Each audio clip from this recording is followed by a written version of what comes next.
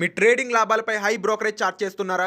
అయితే రతన్ టాటా ఇన్వెస్ట్ చేసిన అప్స్టాక్స్లో free demat అకౌంట్తో కేవలం ₹20 బ్రోకరేజ్తో ట్రేడింగ్ చేసుకోండి. అలాగే life time zero MC charges.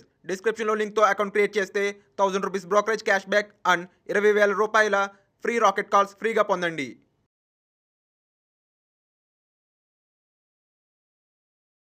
నమస్తే, నేను జీవి సత్యనారాయణ. ఈరోజు 29/8/2022 సోమవారం. ఈరోజు ఎలా మార్కెట్ క్లోజ్ అయింది అనే దాని మీద ఇన్ఫర్మేషన్. మార్కెట్ మాత్రం గ్యాప్ డౌన్ తోటి ఓపెన్ అయిండు. ఎందుకు అంటే అమెరికాలో వడ్డీ రేట్లు పెంచాల్సిందే, ఇన్ఫ్లేషన్ కంట్రోల్ కావాలి అంటే అని ఒక అనౌన్స్మెంట్ జరిగింది. ఆ అనౌన్స్మెంట్ తోటి అమెరికా మార్కెట్లు శుక్రవారం రాత్రి భారీగా పడటం జరిగింది. ఆ పడటం ఈరోజు ఏషియన్ మార్కెట్లు, మన మార్కెట్లు డౌన్లో, గ్యాప్ డౌన్లో ఓపెన్ అవటం జరిగింది. ఈరోజులో వచ్చి 57,367.47 పాయింట్లు లోకి వచ్చింది.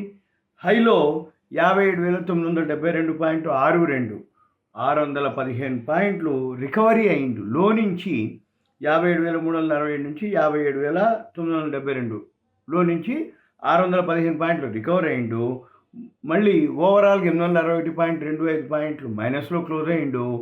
ఈ రికవరీ అయింది, ఈ -2 కూడితే 1,476.40 పాయింట్లు ఈరోజు ఈరోజుకి వాలటాలిటీ. అంటే గ్యాప్ డౌన్ తోటి ఓపెన్ అయినది, కొంచెం రికవరీ అవ్వటం జరిగింది. ఈ రికవరీ అయిన తర్వాత 2 గంటలకి రిలయన్స్ ఏజిఎం స్టార్ట్ అవ్వడం జరిగింది. ఆ రిలయన్స్ ఏజిఎం ఎప్పుడైతే స్టార్ట్ అయిందో అక్కడి నుంచి మళ్ళీ మార్కెట్ అంటే అప్పటి వరకు కొంచెం బాగుంది అన్నట్టుగా ఏదో జరగడం జరిగింది. తర్వాత మళ్ళీ రిలయన్స్ ఏజిఎం స్టార్ట్ అవ్వటం, మార్కెట్లు ఫాల్ అవ్వటం, మళ్ళీ క్లోజింగ్ వచ్చి 861. ఈరోజు రాత్రికి అమెరికా మార్కెట్లు పడతాయి అని న్యూస్ తోటి ఎండింగ్లో మైనస్లోనే మన మార్కెట్లు క్లోజ్ అవ్వటం జరిగింది. ఇది సింపుల్గా. ఇంకొకటి, ఎల్లుండి బుధవారం వినాయక చవితి సెలవు మనకి మార్కెట్లు. మళ్ళీ ఈరోజు రాత్రికి అమెరికా మార్కెట్లు పడతాయని సూచనప్రాయంగా మన నిఫ్టీలో మైనస్లోనే క్లోజ్ అవ్వడం జరిగింది. ఏషియన్ మార్కెట్లు మైనస్లోనే, యూరోపియన్ మార్కెట్లు మైనస్లోనే రన్ అవుతున్నాయి. ఇప్పుడు మనం కనుక గమనించినట్టయితే యూరోప్ మార్కెట్లు, ఏషియన్ మార్కెట్లు అన్నిటితో పాటు మన మార్కెట్లు కూడా అదే రూట్లో పయనిస్తాయని అర్థం. ఇక తర్వాత ఈ బిఎస్సి సెన్సెక్స్లో మనకు 30 కంపెనీలు ఉంటాయి. 8 ప్లస్ 22 మైనస్లో క్లోజ్ అవ్వడం జరిగింది టోటల్ 30లో. తర్వాత ఇప్పుడు మనము ఎన్ఎస్సిలో చూస్తే ఎన్ఎస్సిలో 246 పాయింట్లు మైనస్లో క్లోజ్ అవ్వడం జరిగింది. 1.4%. ఏదైతే నిఫ్టీ 50 ఉన్నాయో నిఫ్టీ 50లో 12 ప్లస్ 38 మైనస్, అన్చేంజ్ లేదు. 50లో 12 ప్లస్ 38 మైనస్. అయితే టాప్ గెయినర్స్ వచ్చి Britannia, Maruti, Nestle, Coal India, Asian Paints, ఇవి టాప్ గెయినర్స్గా ఉండటం జరిగింది. పండగల సీజన్ వస్తుంది అని చెప్పేసి ఎఫ్ఎంసీజీ సెక్టారు, ఈ పెయింట్ సెక్టారు పెరగటం జరిగింది. ఎందుకంటే సేల్స్ బాగా పెరుగుతాయి అనేది ఒక అనమాట. అంటే ఆటో సేల్స్ పెరుగుతాయి, మామూలుగా ఎఫ్ఎంసీజీ పెరుగుతాయి, పెయింట్స్ పెరుగుతాయి అనే ఉద్దేశంతో ఆ సెక్టార్లో ఆ షేర్లు పెరగడం జరిగింది. ఇక ఓవరాల్గా ఏదైతే బాగా లూజర్లు ఏవే ఉన్నాయో చూద్దాం. సెక్టోరల్ ఇండెక్స్ వచ్చేటప్పటికి బ్యాంక్ నిఫ్టీ వచ్చి 710 పాయింట్లు బ్యాంక్ నిఫ్టీ పట్టడం జరిగింది. 710. అయితే బ్యాంక్ నిఫ్టీలో 12 షేర్లు ఉంటాయి, 1 ప్లస్ 11 మైనస్. టోటల్ 12లో 1 ప్లస్ 11 మైనస్. ఇక తర్వాత ఐటీ సెక్టార్ ఇవాళ బాగా పడింది, 1112.65 పాయింట్లు IT sector. Private bank sector కూడా 372 పాయింట్లు పడటం జరిగింది. తర్వాత ఈరోజు ఏదైతే టర్నోవర్ ఉందో, టర్నోవర్ మనం చూసినట్టయితే ఎఫ్ఎండ్ఓలో 93,36,116.52 కోట్లు ఎఫ్ఎండ్ఓలో టర్నోవర్ జరిగింది. తర్వాత క్యాష్ మార్కెట్లో టర్నోవర్ వచ్చి 53,864.19 కోట్లు క్యాష్ మార్కెట్లో టర్నోవర్ జరిగింది. ఇది ఎన్ఎస్సిలో. ఇక తర్వాత మనము రిలయన్స్ ఏదైతే ఏజిఎం ఉందో, రిలయన్స్ ఏజిఎం గురించి మనం డిస్కస్ చేస్తే రిలయన్స్ ఏజిఎంలో ఏం జరిగిందో చూద్దాం. రిలయన్స్ ఏజిఎం వాళ్ళు ఈరోజు కండక్ట్ చేయడం జరిగింది. వాళ్ళు ఎవరైతే ఆకాష్ అంబానీ, ఇషా అంబానీ, అనంత్ వాళ్ళందరూ ఇప్పుడు ఒక్కొక్కళ్ళ దానికి ఆయన్ని చేయడం జరిగింది సీఈఓగా, సీఎండీగా. తర్వాత ఇది ఈరోజు జరిగినటువంటి 2 గంటలకి Reliance AGM 45th annual general meeting, అంటే 45వ సంవత్సరంలోకి అడుగెడుతున్నా అన్నట్టుగా అనౌన్స్మెంట్ అనమాట. అంటే 45 ఏండ్లు అయిందని అర్థం రిలయన్స్ కంపెనీ స్టార్ట్ చేసి. ఇక ఆయన చెప్పడం మొదలుపెట్టి ఇప్పుడు రిలయన్స్ ఏదైతే ఉందో 75,000 కోట్లు వాళ్ళు రాబోయే రోజుల్లో ఎనర్జీ కోసం ఇన్వెస్ట్ చేస్తా అనటం. మన దీనికి వచ్చేటప్పటికి గ్రీన్ ఎనర్జీ గిగా 5,000 ఎకరాల ఫెసిలిటీ జామ్నగర్ దగ్గర 100 GW సోలార్ ఎనర్జీ కోసం 2030కి ప్లాన్ అది. తర్వాత ఇక హైలైట్స్ వచ్చేటప్పటికి జియో 2 లక్షల కోట్లు క్యాపిటల్ ఎక్స్పెండిచర్ తోటి 5Gని స్టార్ట్ చేసే ఆలోచనలో ఉన్నారు. వీళ్ళు డిసెంబర్ 2023కి సర్వీసెస్లోకి వచ్చేసేటట్టున్నారు. అయితే ఫస్ట్ మాత్రము దీపావళికి ఢిల్లీ, ముంబై, చెన్నై, కోల్కతాలో స్టార్ట్ చేస్తారు ఫస్ట్. తర్వాత వీళ్ళు ఇప్పుడు స్టాండ్ అలోన్ 5G, అంటే 5G ఏదైతే ఉందో లేటెస్ట్ వర్షన్ తోటి స్టార్ట్ అవుతుంది. ఈ 5G స్పెక్ట్రమ్ ఏదైతే ఉందో వాళ్ళు అనటం అంటే largest and most appropriate Jio 5G to offer tech solutions globally. తర్వాత ఇది ఫిక్స్డ్ బ్రాడ్బ్యాండ్ కూడా ఉంటుంది 5Gకి. తర్వాత 5G experience coming up in ముంబైలో ఫస్ట్. తర్వాత వీళ్ళు అల్ట్రా ఎఫోర్డబుల్ అంటే స్మార్ట్ ఫోన్లు కూడా 5G తోటి వచ్చేస్తాయి వీళ్ళవి.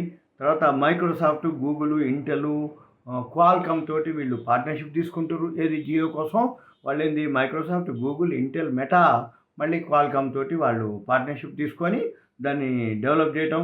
ఇకపోతే వీళ్ళు సోలార్ ఎనర్జీకి పోవటం. తర్వాత ఇవి బయో ఎనర్జీకి కూడా వెళ్తామని చెప్పేసి అనడం జరిగింది. ఇది సింపుల్గా హైలైట్స్ ఏదైతే మన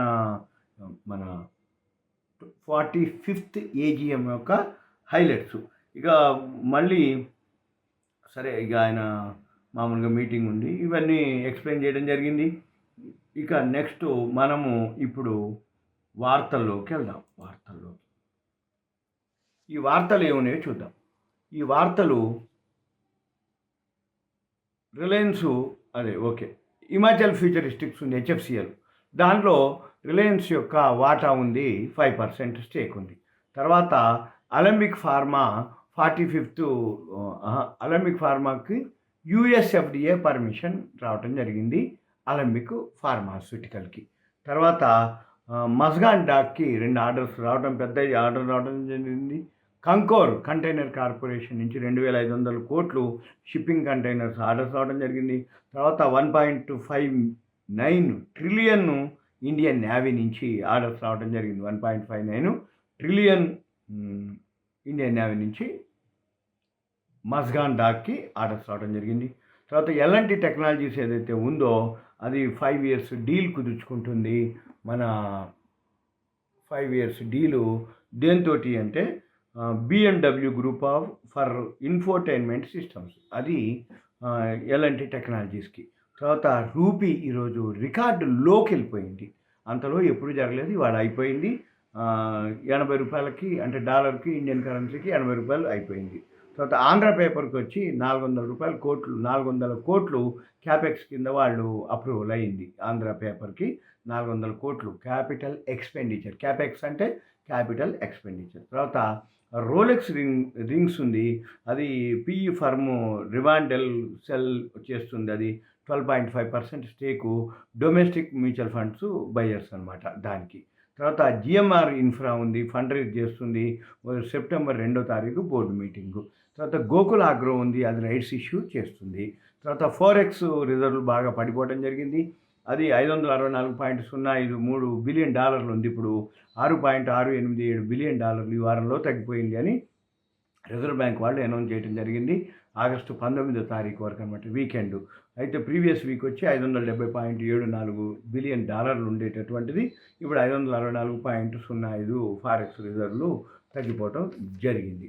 ఇక తర్వాత వినాయక చవితి ఎల్లుండి ఉంది, మనకి సెలవు ఉంది అనమాట. బుధవారం మార్కెట్లు బంద్ ఉంటుంది కాబట్టి ఇప్పుడు రేపు ఒక రోజే మనకి వర్కింగ్ డే.